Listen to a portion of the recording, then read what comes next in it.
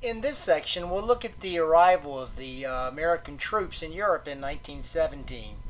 In terms of the American military during World War I, Wilson turned to Major General John J. Pershing, who had recently commanded troops on the Mexican border.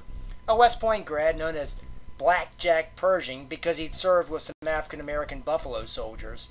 Pershing was a veteran of the Indian Wars and of the Spanish American War, but suffered greatly when his wife and three young daughters had died in a San Francisco fire in 1915. It left him with only his 6-year-old son. Pershing was a great commander, however, and was actually promoted to the rank of General of the Army, the highest possible rank in all branches of the government, and sort of created especially for him. The American military force to Europe became known as the American Expeditionary Force, or AEF. The AEF and Pershing began arriving in the late spring and early summer of 1917, and Pershing set up his command at Chaumont, southwest of Paris.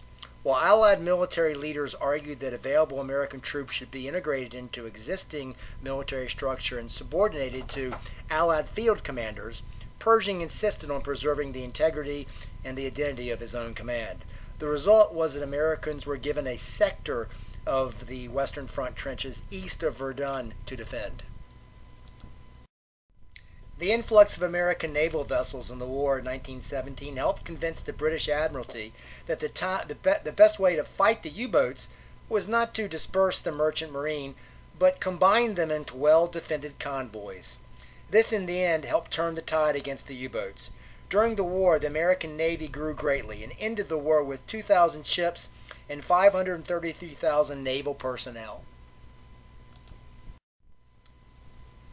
As Pershing and the AEF arrived in late spring and early summer of 1917, the soldiers were known as doughboys. There is a debate where the term came from. Some said cavalry officers used the term derisively to describe infantry troops because their brass buttons looked like dough cakes. Others said it came from the fighting in the on the Mexican border, where the chalky dust covered the soldiers, giving their uniforms the appearance of unbaked dough. Others still said it came from the doughy flour concoctions, flour and rice-based concoctions, burned on the ashes of campfires over the years. When the AEF arrived, there was some cultural tension between the Americans and the French. The French, with more relaxed attitudes about sex, tolerated brothels and camp followers. The Americans actively discouraged troops from such brothels with a moral purity campaign and with a campaign about sexually transmitted diseases.